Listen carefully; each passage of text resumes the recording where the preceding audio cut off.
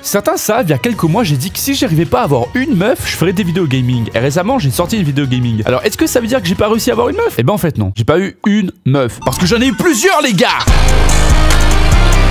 Eh ouais, vous m'avez trop sous-estimé dans les commentaires, la bande de bachibouzouk. En vrai, même moi, je pensais pas que ça allait si bien se passer. Mais croyez pas, hein, ça a pas été facile. Vraiment, le début, j'ai galéré. Parce que, en fait, quand t'es un mec et ça fait 5 ans que t'as pas parlé à une meuf, bah, tu repars quasiment de zéro, hein, les gars. C'est pas comme le vélo, le bail. Hein. Faire la discussion, bah, ça s'oublie. Alors, du coup, je me demandais, tu mesures combien? 20 cm quand je suis en forme. Qu'est-ce que tu racontes? T'es clairement plus grand que moi, là. Ah, tu parles de la taille de mon corps? Ah, bah, je suis pas obligé de mentir alors. Bah, ouais, tu parlais de quoi, toi? De mon coléoptère d'appartement. Donc, du coup, il y a 3 mois, bah, pour ceux qui s'en souviennent, j'avais dit que j'allais tester la drague de rue respectueuse. Ah bah c'est ce que j'ai testé. Je me suis dit, samedi prochain mon Léo, t'es en ville, tacos des meufs dans la rue, tranquille, tac tac boum boum. Tu sais quoi, je vais même lancer un petit défi, hein. Je vais essayer d'avoir 5 numéros dans la journée, histoire de rendre les choses un peu pimentées là. Et du coup j'y vais, je prends ma voiture, prends le métro, tranquille, déter, tu vois, dans ma tête, chill, tu vois. Un mec de cité, simple. J'arrive en plein milieu de la ville, je vois une fille mignonne qui va me croiser, et là, blocage. Impossible d'aller vers elle et encore moins de parler. C'est comme si toute la pression que j'avais évitée jusque-là s'était abattue sur moi d'un coup. Carrément, j'étais dans Bleach, les gars, et j'étais écrasé par la pression spirituelle des bonnes meufs. C'est une dinguerie. J'ai marché 6 heures dans Toulouse, les gars. 6 heures, ok 6 heures, c'est Toulouse-Grenoble en voiture. J'ai fait toutes les rues de droite à gauche, du sud au nord. À la fin, j'étais plus moi-même, j'étais un zombie. Et après 6 heures à pas pouvoir décrocher un mot à une seule meuf, j'ai abandonné. Je vous jure, le trajet de retour à la maison, c'était le trajet le plus déprimant de toute ma vie. Littéralement, j'étais dans un TikTok de dépression. Peut-être qu'on n'était pas fait l'un pour l'autre, mais moi j'étais fait pour toi, Laetitia. Chienne de vie. Moralement, j'étais à bout. Je vous jure, j'étais à 2 doigts de faire un maraboutage contre tous les couples du monde là. Il n'y avait pas de raison que je sois le seul à pas avoir de meuf. Il fallait que tout le monde connaisse la souffrance. Mais le lendemain, les gars, quand j'étais au plus bas de mon moral, j'y suis quand même retourné. Parce que je pouvais pas rester sur une défaite, pas le choix. En arrivant en ville, je suis allé m'acheter des nouvelles chaussures. Et là, la vendeuse était un peu plus jeune que moi et on s'est bien entendu. Je la faisais marrer et tout, mais genre on flirtait un peu, tu vois. Il y avait une tension, un petit truc de oh ouais, les tétés. Il est taré ce mec. Alors maintenant que j'y pense, peut-être qu'elle faisait ça pour vendre, hein. Mais de toute façon, moi, quand je rentre dans un magasin, je sais ce que je vais acheter. Je me fais pas influencer, quoi, tu vois. Mais du coup, en fait, j'ai eu un déclic. Comme si je commençais à me réveiller. Ça m'a fait réaliser que je pouvais faire rigoler des meufs encore, tu vois, comme à l'ancienne. Ça les revire, fallait juste que je persévère. Et du coup, juste en sortant du magasin, il y a une fille mignonne qui est passée devant moi. J'hésite, avec ma boîte de chaussures dans les mains, là. Elle continue à marcher. J'hésite, je la regarde. Elle me regarde pas parce qu'elle sait pas que j'existe. J'hésite. Et nique sa mère, j'y vais. J'ai couru pour la rattraper. J'avais l'impression d'être dans un film de romance. Genre, non, attends, Stéphanie, je t'ai pas tout dit. Bref, j'ai couru dans toute la galerie de ma chambre devant tout le monde. Rien à foutre, fallait que je le fasse. J'étais plus moi-même, les gars. Et du coup, j'arrive à son niveau. Je lui dis tout essoufflé. Bon, bonjour. En fait, je t'arrête parce que je te trouve très mignonne. Et puis, je me demandais si ça te dirait d'aller prendre un verre un de ces jours. Et là, les gars, c'était pile ou face. Soit elle était gentille, soit elle me traumatisait à vie. Finalement, elle a trop kiffé. Elle m'a dit, oh, c'est super gentil, merci. Malheureusement, j'ai un mec, mais c'est super courageux de ta part et c'est très flatteur. Voilà. Donc là, je m'adresse à tous les gens qui m'ont fait flipper et qui m'ont dit que c'était une mauvaise idée de draguer des meufs dans la rue. Je vous baisse. Voilà.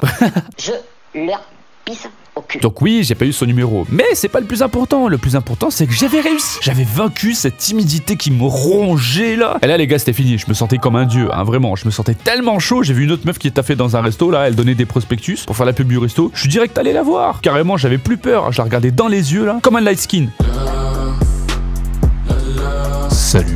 Je t'appelle à discuter avec elle, pourquoi elle t'a fait là, si elle était étudiante, blablabla, petite vanne, elle rigolait un peu, machin, on se marrait bien. Et d'un coup, en parlant avec les mains, elle fait tomber tous ses papiers par terre. Moi, dans ma tête, je me dis, la pauvre, je la trouble. Je te jure, dans ma tête de mongol, je me sens comme ça.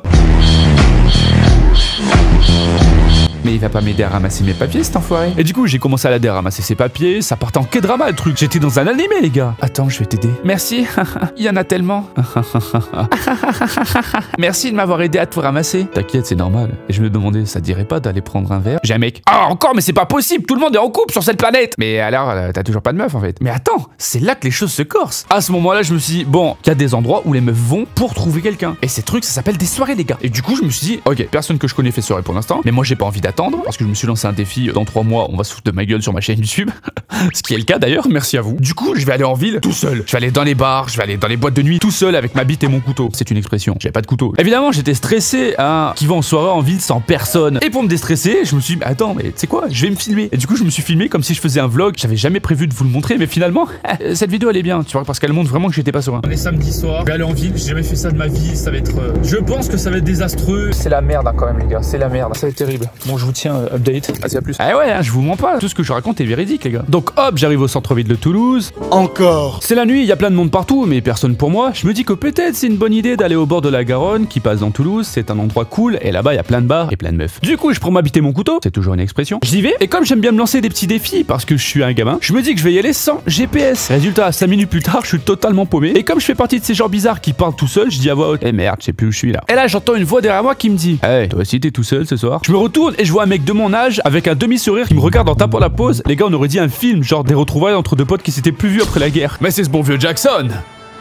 Bonne poignée de main, mon grand. Du coup, on fait connaissance, on parle, il s'appelle Louis, je me rends compte qu'il est déjà pas mal bourré, mine de rien. Mais bon, il a pas l'air méchant, donc c'est mieux que rien. On va se trouver à un bar, il prend une bière. Moi, je prends un iced tea parce que ça fait des années que je bois plus d'alcool, parce que c'est de la merde, littéralement. En plus, le goût est dégueulasse, on va arrêter de se mentir. Et c'est à partir de ce moment-là que les choses sont parties en couille. Un groupe de meufs passe à côté de notre table et nous demande si elles peuvent emprunter le cendrier. Et là, Louis, ce seigneur absolu, alors qu'on fume pas, leur dit, ouais, pas de souci, vous pouvez même rester si vous voulez. Et là, les meufs restent à notre table. Jamais j'aurais pensé que c'était aussi facile.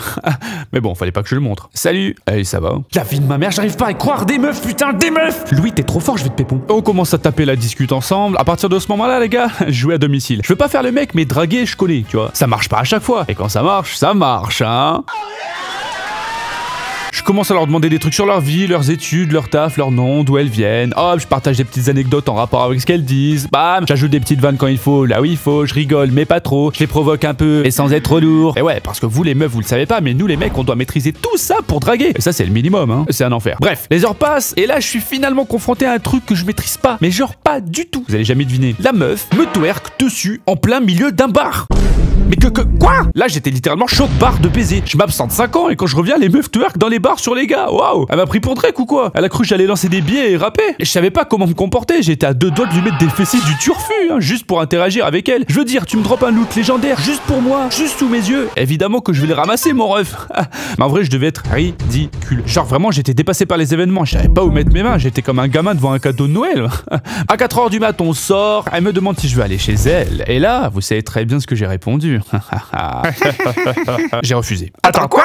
Eh ouais les gars, j'ai refusé parce que elle était bourrée, mais moi j'avais pas bu. Du coup j'avais un peu l'impression de profiter d'elle vu que moi j'avais toutes mes capacités intellectuelles opérationnelles. Et du coup je suis rentré chez moi avec mes 2 numéros. Ah oui, parce que en passant j'ai demandé le numéro d'une autre meuf.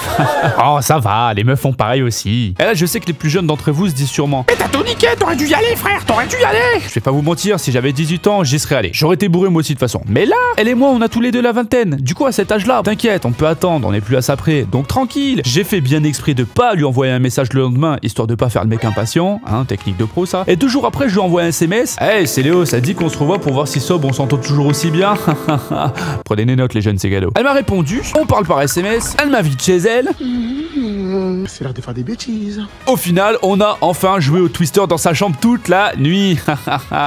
Ça aussi c'est une expression en fait, ça veut dire qu'on baisse. Un pied devant l'autre et j'arrive comme le pape. C'est succulent, en costard en ne pape. Je dis pas que je suis devant, je dis regarde le gap. T'as pas compris, c'est encore moi qui rappe.